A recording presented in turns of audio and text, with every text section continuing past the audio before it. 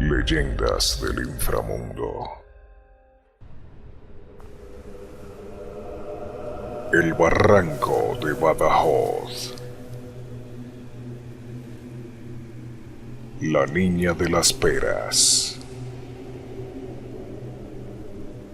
Cuentan algunos ancianos de Güímar, localidad de las Islas Canarias en España, que por el año 1910, a mediados de verano, vivía en la zona de San Juan una familia de campesinos, los cuales tenían una niña de unos 10 años de edad. Según contó la propia muchacha 30 años después, todo transcurrió así. Eran las 12 del mediodía, y su madre se disponía a preparar el almuerzo para su marido, que solía venir de las huertas a esa hora después de una jornada de ardua labor campesina. La mujer llamó a su pequeña hija, que jugaba en la calle con sus amigas, indicándole que fuera al barranco de Badajoz a traer unas peras para que sirvieran a su padre de postre después del almuerzo que le había preparado. La niña rogó a algunas de sus amigas que la acompañaran al barranco, pero todas se negaron a ir con ella. El motivo que alegaron fue relativo a la cantidad de cuevas que habían en dicho barranco de Chamoco, que así lo conocían los guanches con dicho nombre. Aparte, decían que por las noches se veían luces de ánimas y se oían llantos de almas en pena.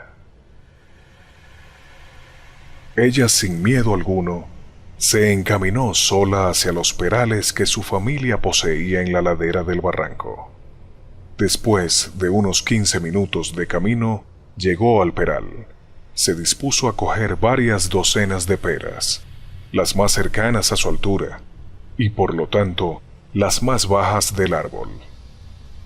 Cuando había recogido unas pocas de ellas, dado que todas no estaban maduras, se vio inmersa por una especie de sopor.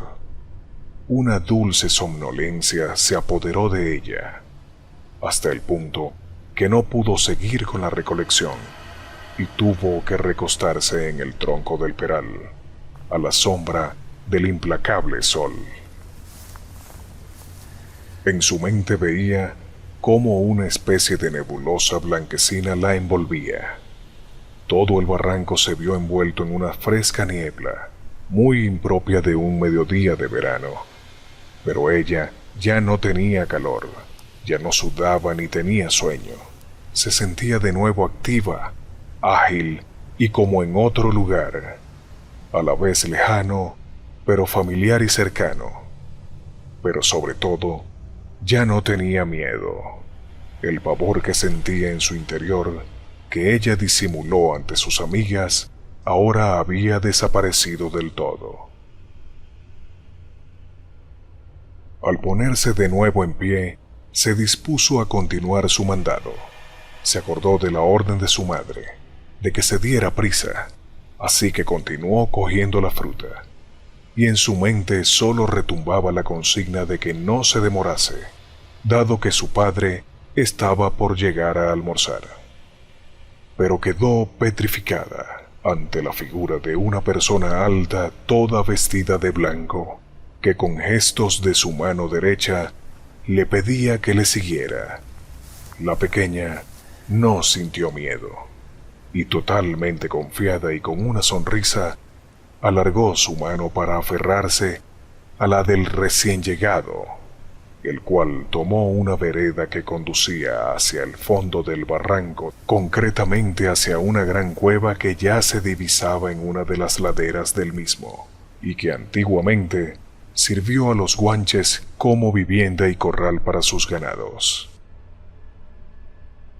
Al entrar en la cueva, Ella seguía a aquel ser con toda la seguridad y confianza como si de un auténtico ángel se tratara. Se adentraban cada vez más hacia el interior, el cual parecía no tener fin.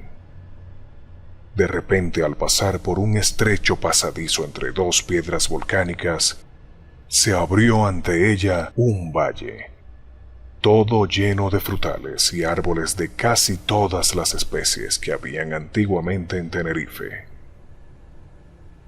Ella miró girando su cuerpo totalmente, como si de una bailarina de ballet se tratara. Quedó atónita al comprobar cómo había más figuras, vestidas todas de blanco, con el mismo atuendo que el que su guía portaba. Suspiró de felicidad, y una sensación de paz y tranquilidad la embargó. Todos y todos se comportaban como si de un cuadro se tratara. La temperatura, el verdor y hasta una suave brisa hacían que ella se sintiera como Eva en el paraíso. Apenas habían pasado unos minutos cuando su guía la invitó a seguirle otra vez de su mano. Desandaron el camino, salieron de la gran cueva, recorrieron de nuevo la vereda y la figura, con una sonrisa, la dejó de vuelta al pie del peral. Ella se despertó con una sensación de placidez y recordó las peras y el tiempo transcurrido.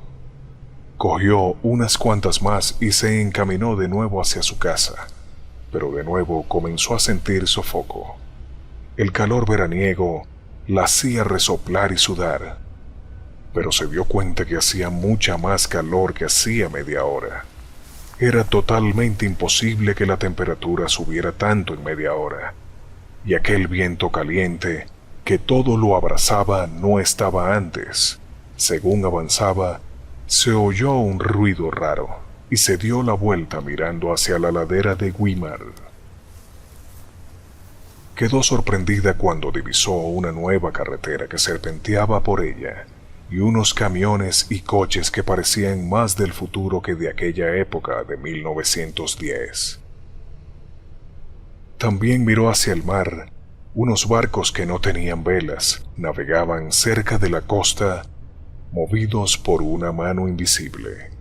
También le pareció ver cómo el pueblo de Güímar había crecido. Ahora había muchas más casas nuevas, y parecían algunas más altas que hacía media hora antes. Cuando cruzó la esquina para disponerse a subir la empinada cuesta, que era el camino que le conducía a su casa, se cruzó con una mujer de unos 40 años, que quedó absorta mirándola, al tiempo que se echó a correr aterrada hacia la puerta de la primera casa que encontró. «¡Abran la puerta! ¡Salgan deprisa! ¡Ha vuelto la niña de las peras! ¡Ha vuelto 30 años después y está con la misma ropa y la misma edad!», gritó su amiga de la infancia, aquella niña amiga suya que ahora parecía tener unos 40 años. No daba crédito de la reaparición de la niña de las peras.